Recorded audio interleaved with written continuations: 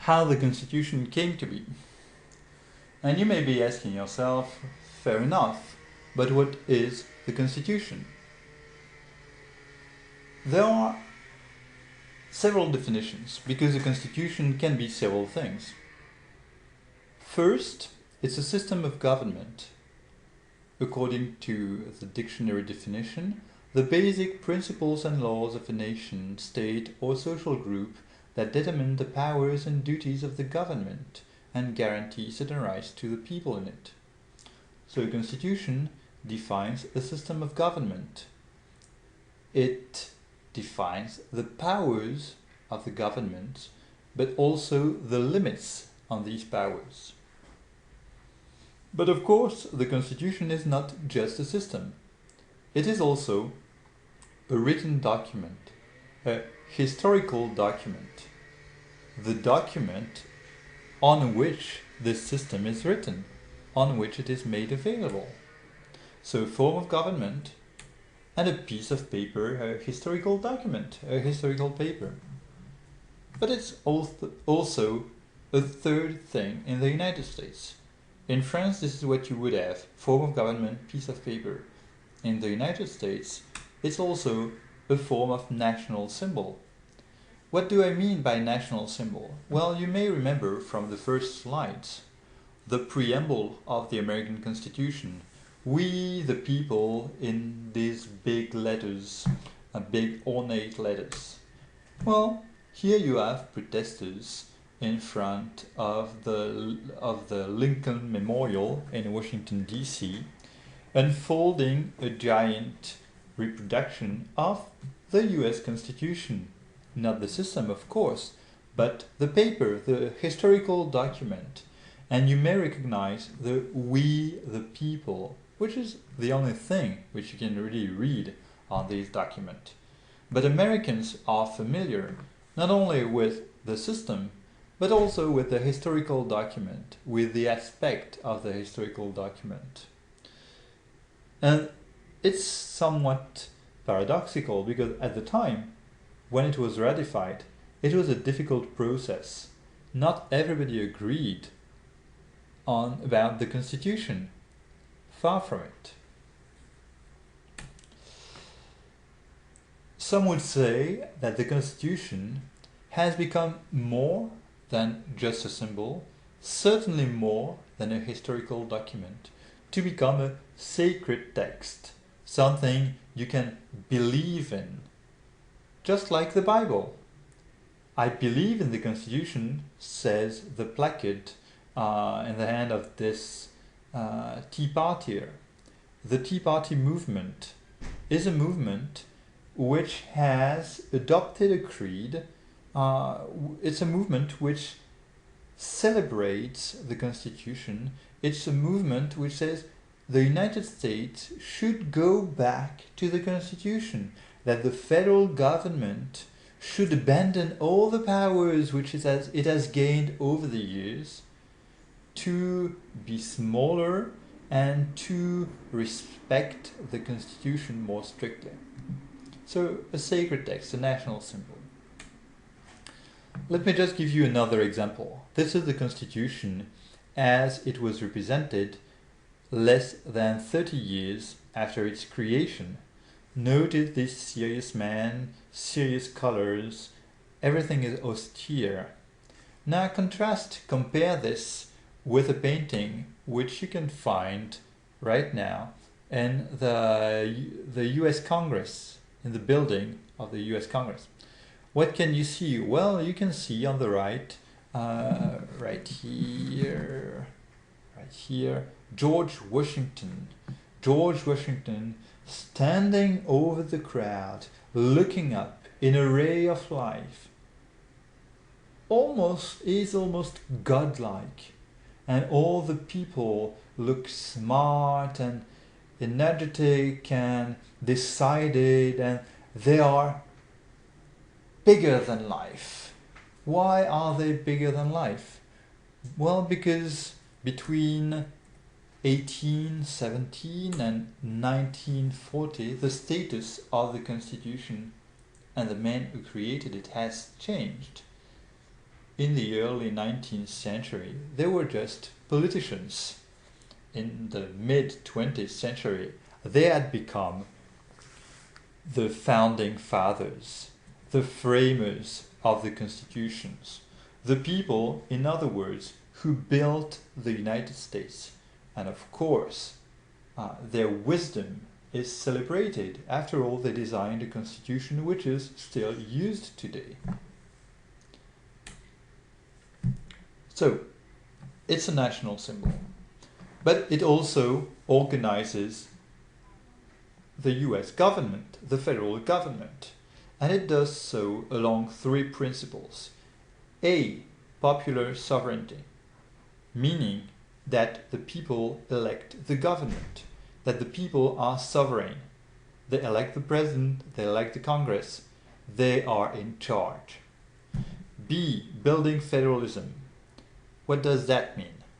It means that the federal government was created by the states, and the states gave the federal government some powers, but they had to organize all of this. They had to find compromise to create a federal government which would be powerful, but which would not be too powerful. So they wanted to transfer some powers, but not too much.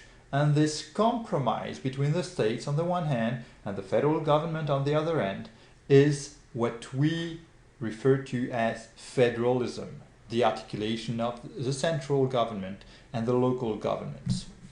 And the third principle at work is that of balancing the powers. The Constitution creates three branches of government.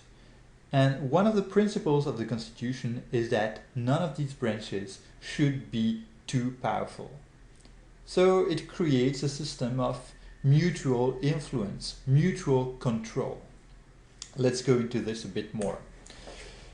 Federalism. Well, federalism derives from this idea expressed in a Benjamin Franklin cartoon from the mid-18th century that the state had to unite or die, that they had to find a form of union. They tried the Articles of Confederation, it did not work well, so they had to try again. And this time they had to create a government which would be powerful enough to function. So all of the 13 colonies delegated powers. They gave away powers to create this federal government. In France, you have almost the opposite movement. La décentralisation means that the central government gives away powers to the local governments. Well, when the United States were created, it was the exact opposite movement. You had local governments, the states, giving power away to create one central government, the federal government. So, the states gave away powers. And to make sure the federal government would not be too powerful, they made a list of powers which the federal government would have. They made a list, they enumerated the powers. And in addition, they created smaller implicit powers, the powers which the federal government needed to function, but which you would not include in the Constitution. And finally, the implied powers. And these are more controversial. We'll go into this in a minute. So first, in the Constitution, in Article 1, you will find a list of powers. The powers given by the states to the federal government. It could levy taxes, create taxes, coin money, regulate interstate commerce. So regulating commerce, regulating finance, regulating money. So this whole sector was delegated to the federal government to make sure, for instance, that there would be one US dollar and not a Texas dollar, not New York dollar, not a Virginia dollar, but one US dollar. Then it created the federal government can create a federal courts of justice, a federal system of justice. It can sign treaties, raise an army, declare war. In other words, it can deal with foreign countries. And finally, it can make all laws necessary to enforce the Constitution. One of the tasks of the federal government is to make sure the Constitution is applied, because the Constitution is the supreme law of the land, Article 6 of the Constitution. So, a list of powers. In addition, you have implicit powers. Implicit powers are the small powers, all the things which the government needs to do to function, but which would not be listed. For instance, soldiers need weapons.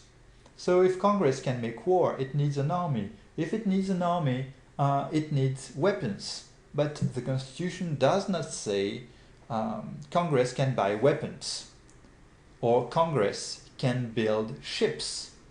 That's implicit.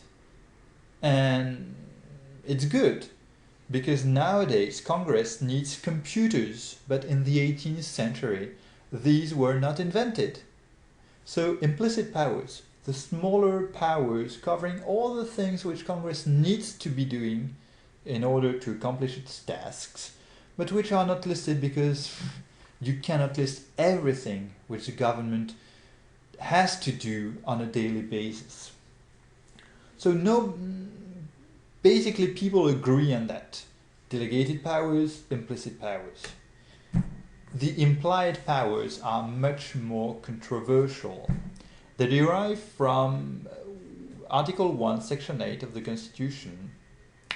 Congress shall have power to make all laws which shall be necessary and proper for carrying into execution the foregoing powers and all other powers vested by this Constitution in the government of the United States or in any department or office thereof. What does that mean? Read carefully. It means that Congress can do whatever it thinks is necessary to apply the Constitution.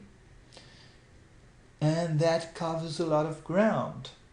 So, thanks to Article 1, Section 8, Congress has been doing things which are not listed in the Constitution. It has also used other excuses, but this is a major breach, a major loophole. On the one hand, you have a list of powers. On the other, you have Article 1, Section 8, which is very vague and which allows the federal government to do a lot of things. So, three types of powers: the delegated powers or enumerated powers, just a list of powers. The implicit powers, the smaller powers, things which you do not want to write down but which are necessary if Congress wants to accomplish its tasks. And finally, the controversial implied powers, because what is necessary? What are these necessary powers? People disagree on that. The states were afraid that the federal government would be too powerful. So they demanded guarantees. And one of these guarantees is to be found in the 10th Amendment of the Constitution, which says, "The powers not delegated to the United States by the Constitution, nor prohibited by it to the states, are reserved to the states respectively or to the people."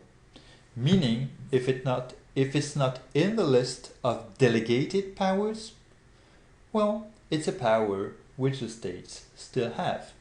That makes sense. They wanted to give away certain powers and to keep all the others. So this is something you find in the 10th Amendment.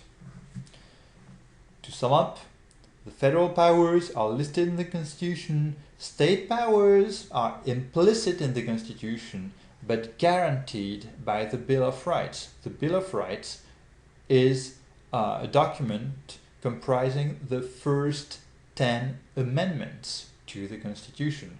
And this Bill of Rights guarantees the powers of the states.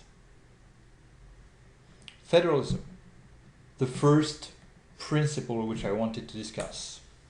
Separation of power is the second principle. Separation of powers means two things. It means that there are three branches of government with a different role. So the legislative branch creates the laws. The executive branch applies the laws. The judicial branch checks that the laws are constitutional, checks that what the executive branch is doing is constitutional, and it checks that the law is applied properly. And here you have a complex diagram with lots of arrows and small text. The text does not matter much.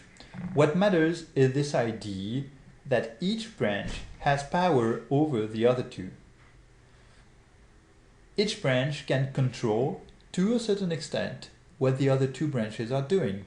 So, for example, Congress, the legislative branch, has control over money.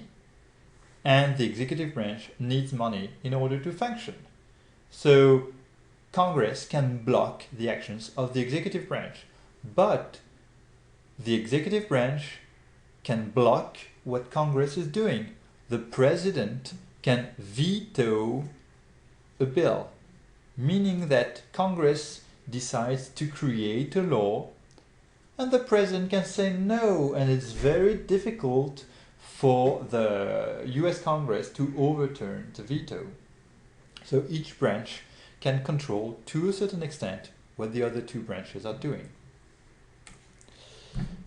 I just wanted to show you these cartoons to illustrate the fact that, again, the Constitution is extremely important in the United States, that the political philosophy of the Constitution is well known to Americans. You can joke about it. So on the bottom right you have a cartoon from 2002. The GOP's Grand Old Party, the Republican Party, the GOP's new definition of checks and balances. So instead of having the branches controlling each other, you have the rich with a check, and you have Uncle Sam balancing an elephant and balancing huge deficits. So a pun, but which illustrates that the very phrase checks and balances is a familiar one. It's not an abstract notion. To sum this up, three principles: popular sovereignty, which I've not detailed here, federalism, the equilibrium, the balance between the states and the federal government, and finally, checks and balances, the balance of power between the different branches of government.